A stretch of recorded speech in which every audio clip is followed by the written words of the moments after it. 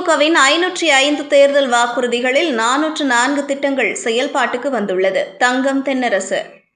திமுகவின் 505 தேர்தல் வாக்குறுதிகளில் 404 திட்டங்கள் தற்போது செயல்பாட்டுக்கு கொண்டு வரப்பட்டுள்ளன என அமைச்சர் தங்கம் தென்னரசு தெரிவித்துள்ளார்.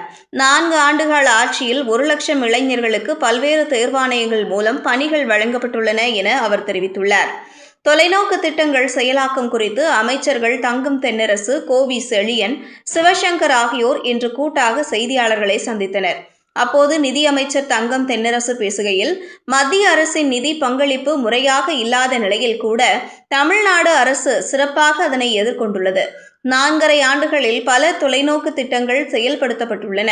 உள்நாட்டு உற்பத்தி வளர்ச்சி இரட்டை இலக்க அளவில் வளர்ந்துள்ளது. வருவாய் பற்றாக்குறையும் குறைக்கப்பட்டு நிதி பற்றாக்குறையும் 3% குறைக்கப்பட்டுள்ளது. பல்வேறு தேர்வாணையங்கள் மூலம் 1 லட்சம் பேருக்கு பணி வழங்கப்பட்டுள்ளது. உலக அளவில் தொழில் புரிந்துணர்வு ஒப்பந்தங்கள் வாயிலாக 10.28 லட்சம் கோடி ரூபாய் முதலீடுகள் ஈர்க்கப்பட்டு 32.23 லட்சம் பேருக்கு நேரடியாகவும் மறைமுகமாகவும் வேலை கிடைக்க வழிவகை செய்யப்பட்டுள்ளது. திமுகவின் 505 தேர்தல் வாக்குறுதிகளில் 364 திட்டங்கள் நிறைவேற்றப்பட்டுள்ளன. 40 திட்டங்கள் அரசின் பரிசீலனையில் இருக்கின்றன. மொத்தம் 404 திட்டங்கள் தற்போது செயல்பாட்டிற்கு கொண்டு வரப்பட்டுள்ளன. மத்திய அரசிடம் 37 திட்டங்கள் நிலுவையில் உள்ளன. 64 திட்டங்கள் நடவடிக்கைக்கு எடுத்துக்கொள்ள முடியாதவையாக உள்ளது. வேலூர், கரூர், ஒசூர், ராமநாதபுரம் ஆகிய நகரங்களில் புதிய விமான நிலையங்கள் அமைப்பதற்கான பணிகளை தொடங்கியுள்ளோம். 3 லட்சம் பேருக்கு நான் முதல்வன் உள்ளிட்ட வேலைவாய்ப்பு முகாம்கள் மூலம் பணிகள் வழங்கப்பட்டுள்ளன. காலை உணவு திட்டத்தின் மூலம் மாணவர்களின் வருகை 9% உயர்ந்துள்ளது.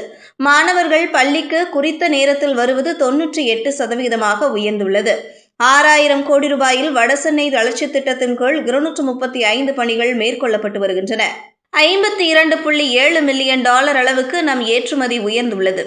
ஏற்றுமதி தயார் நிலை குறியீட்டில் தமிழ்நாடு முதலிடத்தில் உள்ளது. காலை உணவு திட்டம், விடியல் பயணம் திட்டம் ஆகியவை மிகப்பெரிய வரவேற்பை பெற்றுள்ளது. பல நெருக்கடிகளை தாண்டி மக்கள் நலத்திட்டங்களை நிறைவேற்றி வருகிறோம். விமான பயணத்தில் தினசரி சராசரியாக 65 லட்சம் பேர் பயணம் செய்துள்ளனர். 3700 புதிய பேருந்து வாங்கப்பட்டுள்ளன. 2200க்கும் மேற்பட்ட பேருந்துகள் புதுப்பிக்கப்பட்டுள்ளன. தமிழ்நாடு முழுவதும் 45,000 கிலோமீட்டர் தொலைவுக்கு புதிய சாலைகள் அமைக்கப்பட்டுள்ளன. 7400 ஏக்கர் கோவில் நிலங்கள் மீட்கப்பட்டுள்ளன. 7658 கோடி ரூபாய் மதிப்பிலான கோயில் சொத்துக்கள் மீட்கப்பட்டுள்ளன. 4500 விளையாட்டு வீரர்களுக்கு ஊக்கத்தொகை வழங்கப்பட்டுள்ளன. 76 சிறு விளையாட்டு அரங்கங்கள் அமைக்கப்பட்டுள்ளன. ஆதி திராவிட மாணவர்களுக்கான கல்வி உதவித்தொகைகள் உயர்த்தப்பட்டுள்ளன. உள்நாட்டு உற்பத்தியில் இரட்டை இலக்க வளர்ச்சியை தமிழ்நாடு பெற்றுள்ளது. மின்னணு பொருள் ஏற்றுமதியில் முதலிடம், ஏற்றுமதி தயார் நிலை குறியீடு, தோல் ஜவுளி பொருள் ஏற்றுமதியில் தமிழகம் முதலிடம். மத்திய அரசு வெளியிட்டுள்ள அறிக்கைகளிலும் பல்வேறு துறைகளிலும் தமிழ்நாடு முதலிடம் பெற்றுள்ளது.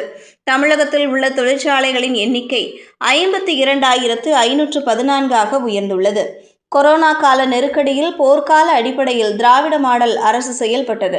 4.5 ஆண்டு காலத்தில் பெரும் இயற்கை சீற்றத்தை சந்தித்துள்ளது. ஒன்றிய அரசின் பங்களிப்பின்றி தமிழ்நாடு அரசு இயற்கை பேரிடர்களை எதிர்கொண்டது. 4.5 ஆண்டுகளில் எண்ணற்ற திட்டங்களை செயல்படுத்தியுள்ளோம். தேர்தல் வாக்குறுதிகளை நிறைவேற்றும் விதமாக தொலைநோக்கு திட்டங்களை செயல்படுத்தியுள்ளோம் என அமைச்சர் தங்கம் தென்னரசு தெரிவித்துள்ளார்.